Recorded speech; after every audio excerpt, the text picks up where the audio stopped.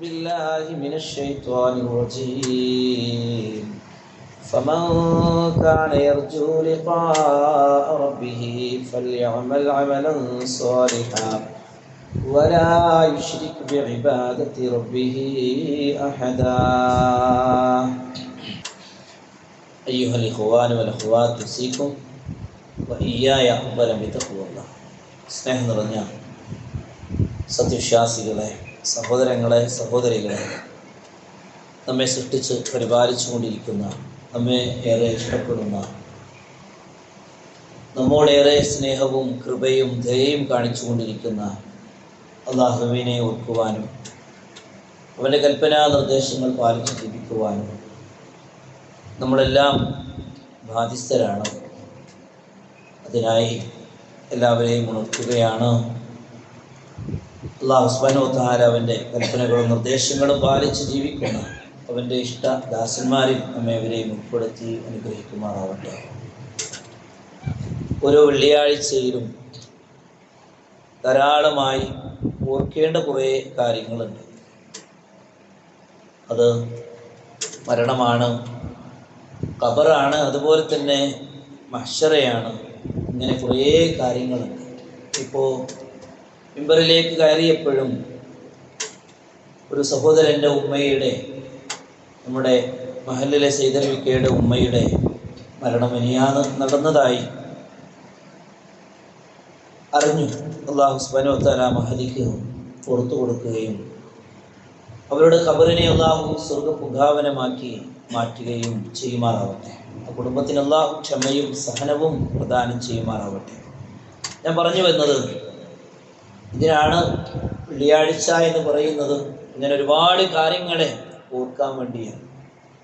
യാ അയ്യുഹല്ലദീന ആമനൂ ഇദാ നൂദിയ ലിസ്സലാഹ്, മുഅ്മിനീങ്ങളെ, നമസ്കാരത്തിന് വേണ്ടി വെള്ളിയാഴ്ച ദിവസം വിളിക്കപ്പെട്ടാൽ ഫസ്അഉ ഇലാ ദിക്രില്ലാഹ്, അല്ലാഹുവിൻ്റെ ദിക്റിലേക്ക് നിങ്ങൾ ധൃതി കാണിക്കുവീൻ. അല്ലാഹു സൂറത്തുൽ ജുമുഅയിലൂടെ, അഥവാ ജുമുഅ എന്ന അധ്യായം, വെള്ളിയാഴ്ചക്ക് യൗമുൽ ജുമുഅ എന്നാണ് പറയുന്നതെങ്കിൽ ആ വെള്ളിയാഴ്ച ദിവസത്തെ പ്രത്യേകമായി എടുത്തുകൊണ്ട് അല്ലാഹു പറയാം. അങ്ങനെ ധാരാളമായി അല്ലാഹുവിനെ ഓർക്കേണ്ട അതിപ്രധാനപ്പെട്ട ഒട്ടേറെ കാര്യങ്ങളുണ്ടാകുമ്പോൾ അതിൽ 110ഓളം ആയത്തുകൾ അല്ലാഹു സൂറത്ത് കഹ്ഫിൽ വെള്ളിയാഴ്ച നമ്മൾ ഓർക്കേണ്ടതായി പ്രത്യേകമായി ഉൾക്കൊള്ളിച്ചു.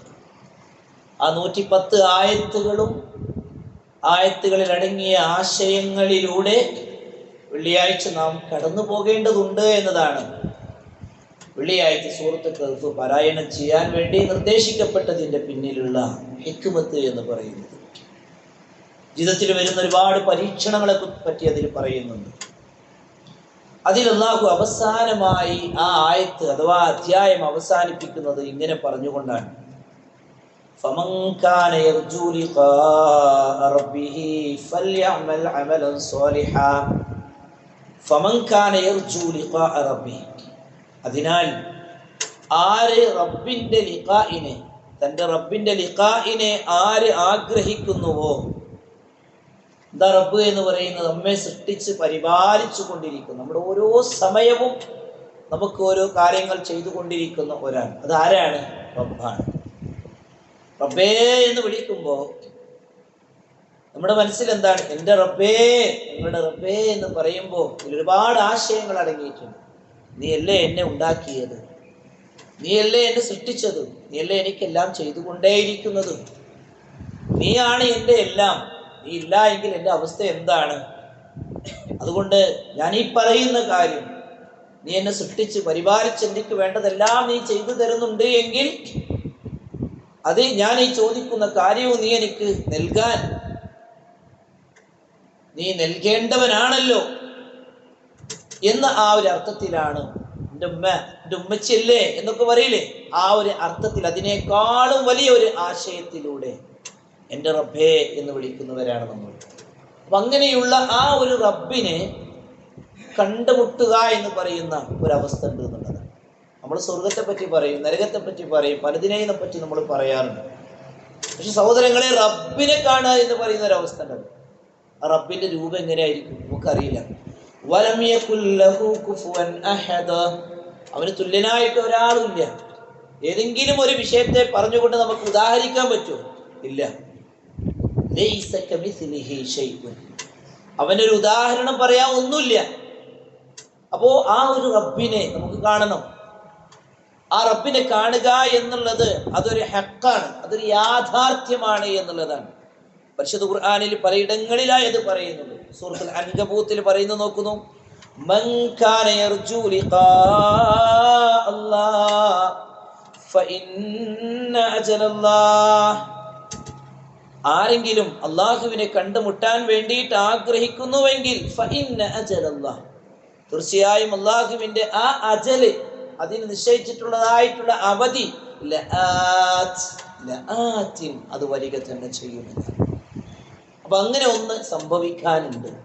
അള്ളാഹുവിനെ നമ്മൾ കാണുക, ശരിക്കും ആസ്വദിച്ചുകൊണ്ട് കാണുക. അങ്ങനെയാണ് പരിശുദ്ധ ഖുർആൻ നമുക്കതിനെ പറഞ്ഞു തരുന്നത്. അല്ലാത്തവർക്ക് കാണാൻ തന്നെ അവസരമില്ല.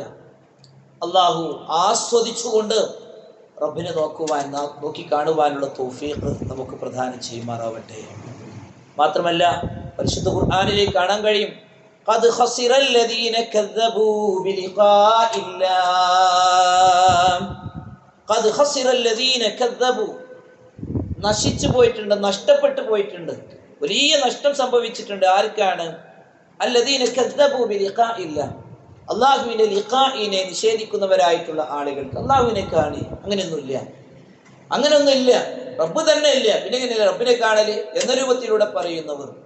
ഇനി അള്ളാഹു ഉണ്ട് എന്ന് അംഗീകരിക്കുന്നവരായിട്ടുള്ള ആളുകൾ തന്നെ അള്ളാഹുവിനെ കാണുക എന്ന് പറയുന്ന ഒരു വിഷയത്തെ നിഷേധിക്കുന്നുണ്ട് എങ്കിൽ അവർ തീരാ നഷ്ടത്തിലാണ്, അവർക്ക് നഷ്ടം സംഭവിച്ചിരിക്കുന്നു എന്ന് അല്ലാഹു സുബ്ഹാനഹു വ തആല പറയുന്നുണ്ട്. സഹോദരങ്ങളെ, സ്വർഗത്തിൽ ഒരുപാട് വിഷയങ്ങളെ പറ്റി പറയുന്നു. അവിടെ ഉണ്ടാകുന്ന ഇണകളെ പറ്റി പറയുന്നു, അവിടെ ഉണ്ടാകുന്ന ഭക്ഷണപാനീയങ്ങളെ പറ്റി പറയുന്നു. അവിടെയുള്ള ഓരോ കാര്യങ്ങളെ പറ്റിയിട്ടും പറയുമ്പോൾ സ്വർഗത്തിലെ ഏറ്റവും മനോഹരമായിട്ടുള്ള അവസ്ഥ എന്ന് പറയുന്നത്, സ്വർഗത്തിലെ ഏറ്റവും അധികമായി ഒരാൾ ആസ്വദിക്കുന്ന ഒരു അവസ്ഥ എന്ന് പറയുന്നത്, നമ്മെ സൃഷ്ടിച്ച് പരിപാലിക്കുന്നവനായിട്ടുള്ള റബ്ബിനെ നമ്മൾ കാണുക എന്നുള്ളതാണ്. ഹദീസിൽ നമുക്കത് കാണാൻ കഴിയും. ആ റബ്ബിനെ കാണുന്ന ഒരു അവസ്ഥ നമ്മൾ ആഗ്രഹിക്കുന്നുവെങ്കിൽ അത് രണ്ട് രൂപത്തിലുള്ള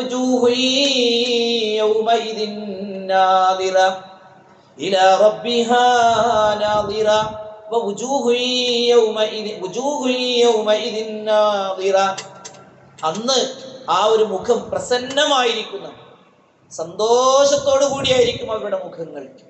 ഇലാ റബ്ബിഹാ നാദിറ, അങ്ങനെ അവർ അവരുടെ റബ്ബിങ്കലേക്ക് നോക്കിക്കൊണ്ടേയിരിക്കുമെന്നും എവിടെ പറയണേ? സൂറത്ത് ഖിയാമയിൽ, അൽ ഖിയാമ എന്ന് പറയുന്ന പരലോകം എന്നുള്ള അധ്യായത്തിലാണ് അല്ലാഹു സുബ്ഹാനഹു വ തആല ഈ കാര്യം പറയുന്നത്. അങ്ങനൊന്നുണ്ട്, അത് വളരെ അടുത്താണ് എന്ന് പറയുമ്പോൾ നമുക്ക് തോന്നും നമ്മൾ മരിച്ചിട്ടൊന്നുമില്ലല്ലോ, പിന്നെ എങ്ങനെയാ അടുത്ത്? നമ്മൾ മരിച്ചിട്ടൊന്നുമില്ലല്ലോ, പിന്നെ എങ്ങനെയാ അടുത്ത് എന്ന് പറയും? സഹോദരങ്ങളെ, പരലോകം എന്ന് പറയുന്നത് നമ്മൾ എന്നാണോ മരിക്കണേ പിറ്റേ ദിവസം എന്ന പോലെയാണ് പാരത്രിക ജീവിതത്തിന്റെ ഓരോ കാര്യങ്ങളും നമുക്ക് വരാനിരിക്കുന്നത്. മരിച്ചിട്ടുണ്ടാവും, പിന്നെ ഖബറിലേക്ക് അവൻ പോയിട്ടുണ്ടാവും, ഖബറിലുള്ള വിവിധങ്ങളായ അവസ്ഥകളിലൂടെ അവൻ കടന്നു പോയിട്ടുണ്ടാവും. ദജ്ജാല് വരുന്നു, ദജ്ജാലിനെ വധിക്കുവാൻ വേണ്ടി ഈസാ നബി അലൈഹിസ്സലാത്തു വസ്സലാം വരുന്നു. അതിൻ്റെയും ശേഷം ദീർഘനാൾ 40 വർഷമോ അത്രയും അധികം, അള്ളാഹു ആലം അതിന്റെ നിശ്ചിതമായ കാലങ്ങൾ, 40 വർഷം എന്ന് പറയുന്നു. അതിന്റെ ഓരോ ദൈർഘ്യം എത്രയാണ് എന്നുള്ളതൊക്കെ അള്ളാഹുവിന് അറിയാം. ഇങ്ങനെ വർഷങ്ങൾക്ക് ശേഷം ഖബറിൽ നിന്ന് നമ്മൾ എഴുന്നേറ്റ് വരുന്ന ഒരു അവസ്ഥയാണ് ഉള്ളത് എങ്കിൽ പോലും അത് അനുഭവപ്പെടുന്നത് എങ്ങനെ? ഇന്നലെ ആണല്ലോ ഞാൻ എടവണ്ണപ്പാറങ്ങാടിയിൽ അല്ലെങ്കിൽ അരീക്കോടങ്ങാടിയിൽ വെച്ചുകൊണ്ട് ഞാൻ ആക്സിഡന്റിൽ മരിച്ചു, ഇന്നിതാ ഞാൻ മഹ്ശറയിലേക്ക് ഇതാ ഞാൻ എഴുന്നേറ്റ് വന്നിരിക്കുന്നു എന്ന ഒരു തോന്നലായിരിക്കും ഖബറിൽ മഹ്ശറയിലേക്ക് ഒരുമിച്ച് കൂടുന്ന ആളുകളുടെ അവസ്ഥ എന്ന് പറയുന്നത്. ഇത് ശരിക്കും നമുക്ക് മനസ്സിലാക്കാൻ തന്നെയാണ് സൂറത്ത് കഹ്ഫിലൂടെ 300 വർഷങ്ങളോളം അവർ ഉറങ്ങിയ ആളുകൾ പറഞ്ഞത് എന്താ? എത്രയാ നിങ്ങൾ കഴിച്ചു കൂട്ടിയത് എന്ന് പറയുമ്പോൾ ഒരു ദിവസം അല്ലെങ്കിൽ ഒരു ദിവസത്തിന്റെ ഏതാനും സമയം എന്നാണ് പറയുന്നത്. നമ്മൾ പറയേ നല്ല പോലെ അങ്ങോട്ട് ഉറങ്ങി എന്ന് പറയുന്ന ഒരു അവസ്ഥ ഉണ്ടല്ലോ അല്ലേ? നല്ല പോലെ ഉറങ്ങി എന്ന് പറഞ്ഞതാ അല്പം ദീർഘിച്ചുറങ്ങിയിട്ടുണ്ട് എന്നാണ് പറഞ്ഞത്. എങ്കിൽ ഇന്നലെയോ അല്ലെങ്കിൽ ഒരു ദിവസം ഒരു ദിവസത്തിന്റെ ഏതാനും ഭാഗമോ മാത്രമേ കഴിച്ചു കൂട്ടിയിട്ടുള്ളൂ എന്നായിരിക്കും അവർക്ക് തോന്നുക എന്നുള്ളതാണ്. അപ്പൊ അത്രയും അടുത്താണ് പരലോകം എന്ന് പറയുന്നത്. ആ പരലോകത്തിലേക്കുള്ള നീണ്ട ഒരു യാത്രയുണ്ട് അല്ലേ? ഖബറിൽ നിന്ന് നമ്മൾ റൂഹിനെ പിടിച്ചു കഴിഞ്ഞാൽ ഖദ്ദിമൂനി ഖദ്ദിമൂനി, കഴിഞ്ഞ ഖുതുബയിലൂടെ നമ്മളെ കാര്യം പറഞ്ഞു, വേഗമാകട്ടെ വേഗമാകട്ടെ എന്ന് പറയും. ആരാ പറയാ? ആരാണ് പറയണേ?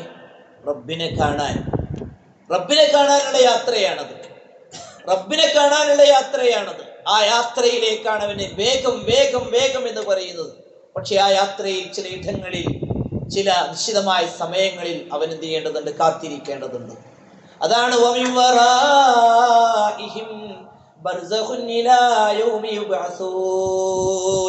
അവരുടെ പിറകിൽ എന്ത് ചെയ്യുന്നുണ്ട്?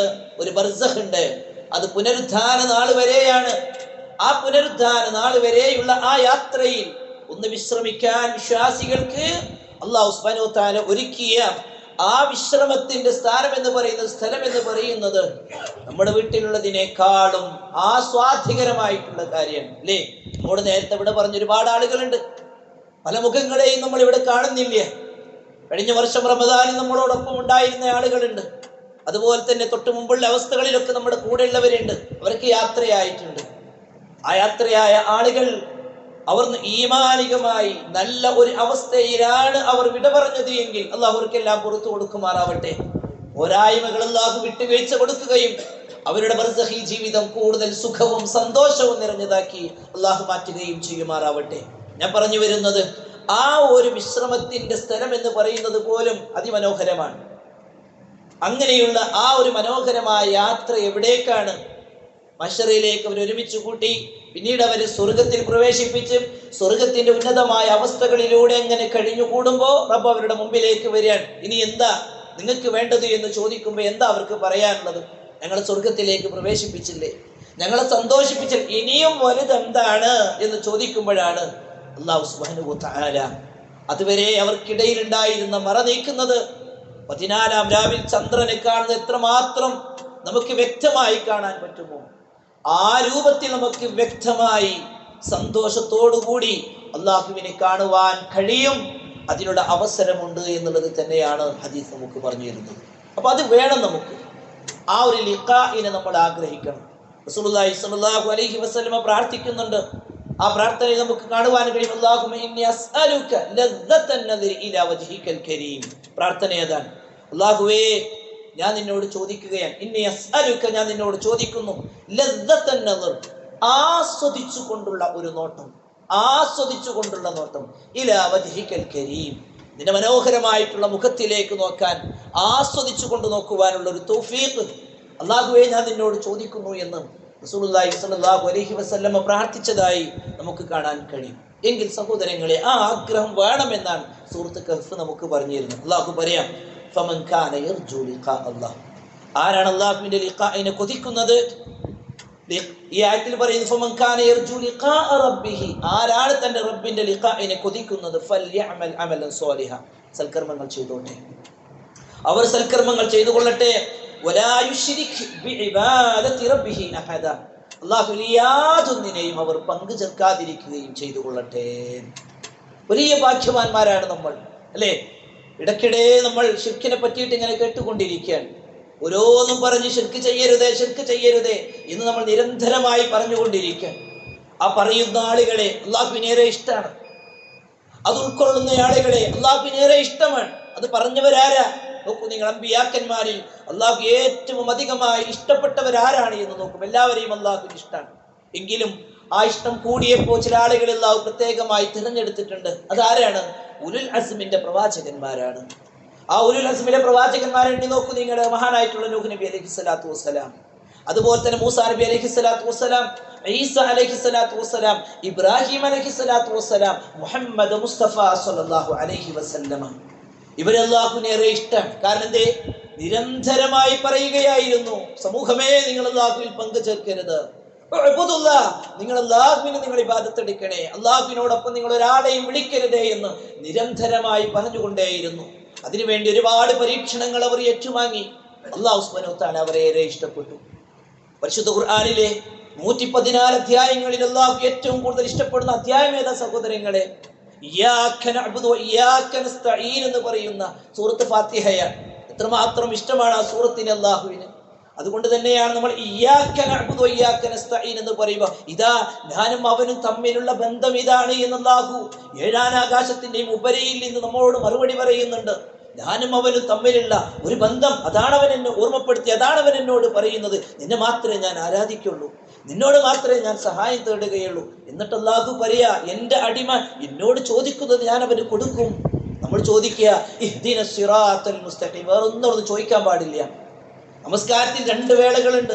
നമ്മുടെ പ്രാർത്ഥന അല്ലാഹു സ്വീകരിക്കുന്ന അതിപ്രധാനപ്പെട്ട 2 കാര്യങ്ങൾ.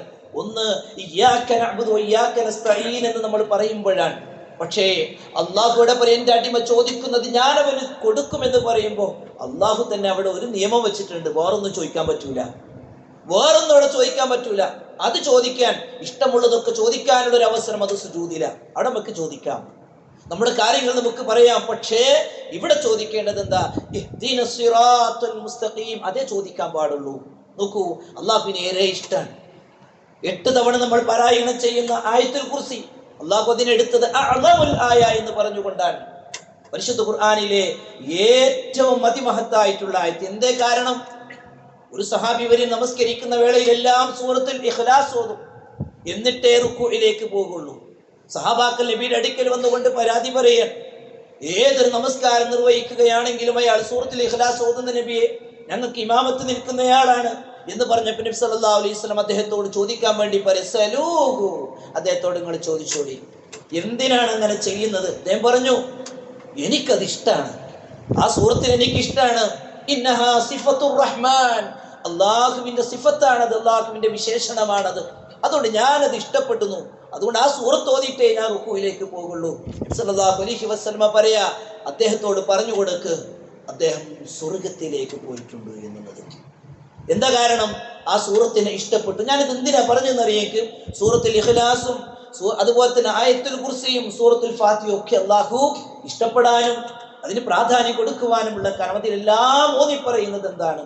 അല്ലാഹു സുബ്ഹാനഹു വ തആലയുടെ വഹ്ദാനിയത്താണ്. അല്ലാഹുവിൽ പങ്കു ചേർക്കുന്ന ഒരു അവസ്ഥ നമ്മുടെ ജീവിതത്തിൽ വരാൻ പാടില്ല.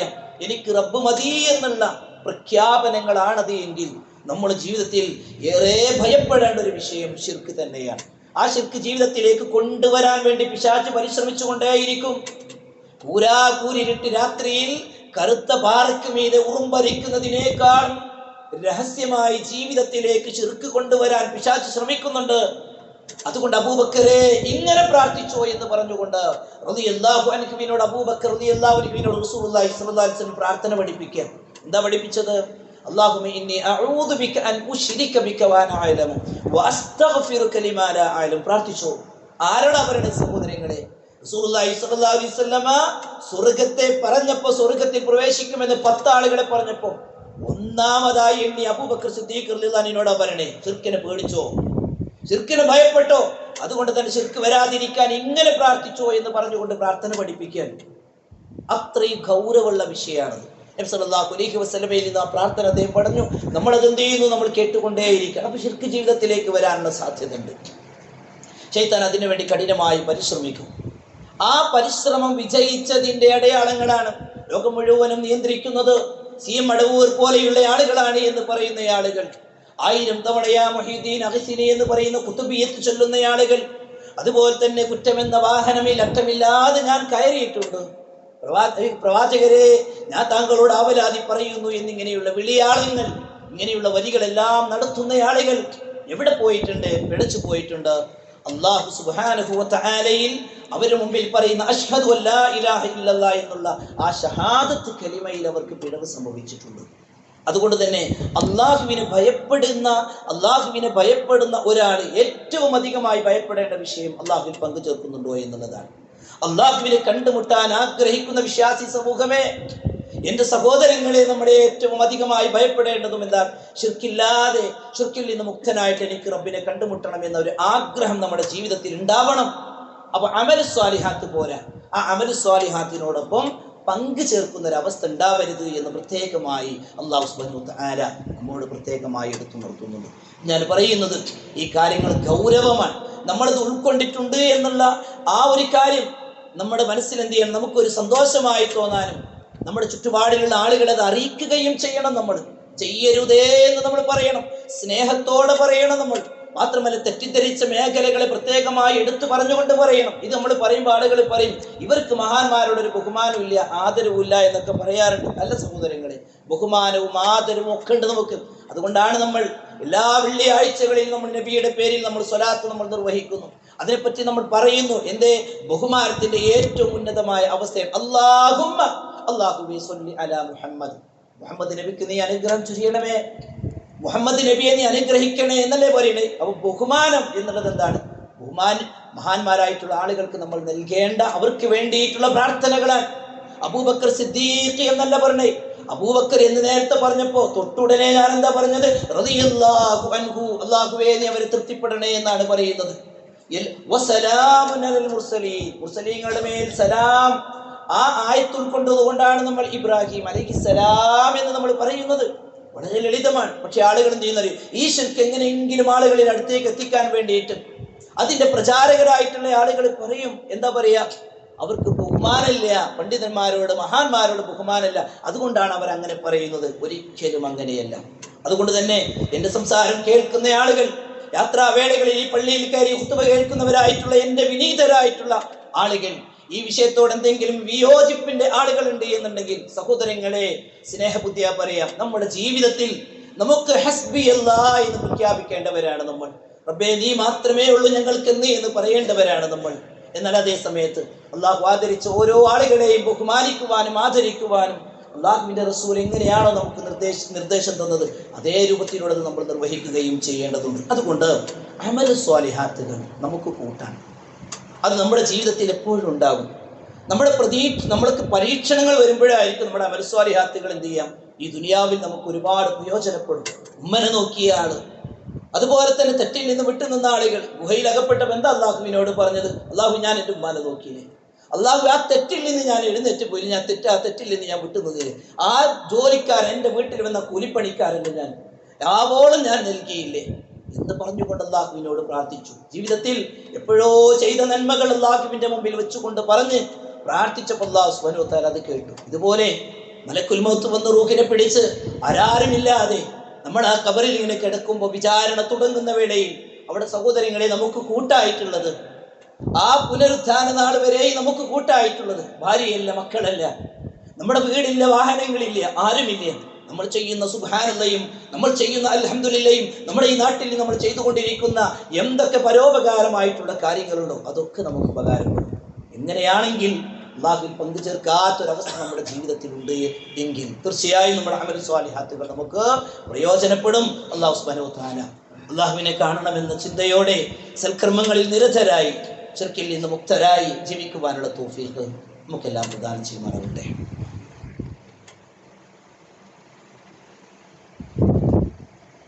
അൽഹംദുലില്ലാഹ്, അല്ലാഹുമ്മ സ്വല്ലി വസല്ലിം അലാ നബിയിനാ മുഹമ്മദ്. ഒരിക്കൽ കൂടെ അള്ളാഹുവിൻ്റെ കൽപ്പനാ നിർദ്ദേശങ്ങൾ പാലിച്ചു ജീവിക്കണേ എന്ന് ഉണർത്തുകയാണ്, ഉപദേശിക്കുകയാണ്. സഹോദരങ്ങളെ, രണ്ട് കാര്യങ്ങൾ പെട്ടെന്ന് പറഞ്ഞ് നമുക്ക് അവസാനിപ്പിക്കാം. റസൂലുള്ളാഹി സ്വല്ലല്ലാഹു അലൈഹി വസല്ലമ പരലോകത്ത് വിചാരണ ചെയ്യുന്ന വേളയിൽ മൂന്നാളുകളെ പ്രത്യേകമായി എടുത്തു പറയുന്നുണ്ട്.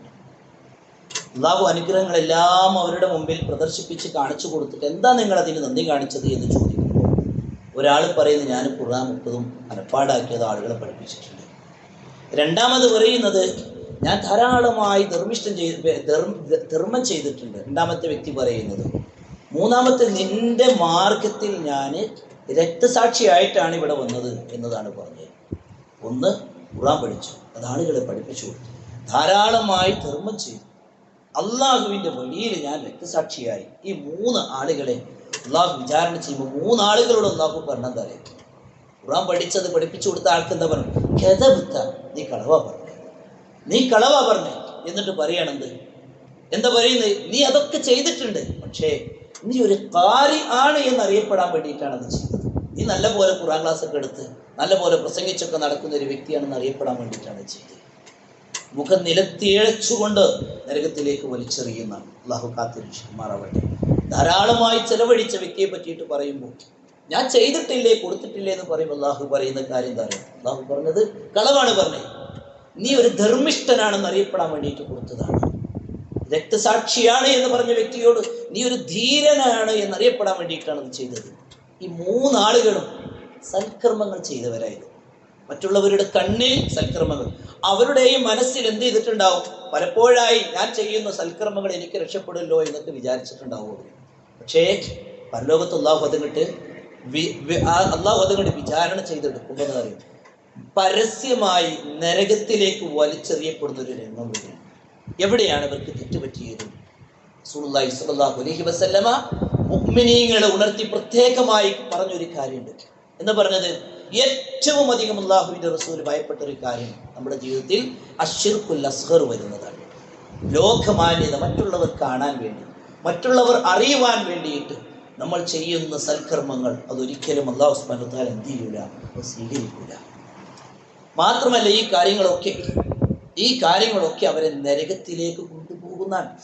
ഞാൻ ഖുത്ബ നിർവഹിക്കുന്നതിൻ്റെ പിന്നിൽ ഞാനൊരു നല്ല ഖതീബാണ് എന്നറിയപ്പെടാൻ വേണ്ടിയിട്ടാണ് ഞാനിത് ചെയ്യുന്നതെങ്കിൽ അല്ലാഹു സുബ്ഹാനഹു വ തആല ഇക്കാരണത്താൽ എന്ത് ചെയ്യും? അല്ലാഹു അത്തരം വിശുദ്ധ ചിന്തകളിൽ നിന്നും സ്വഭാവങ്ങളിൽ നിന്നൊക്കെ അല്ലാഹു നമ്മെ കാത്തുരക്ഷിക്കുമാറാവട്ടെ.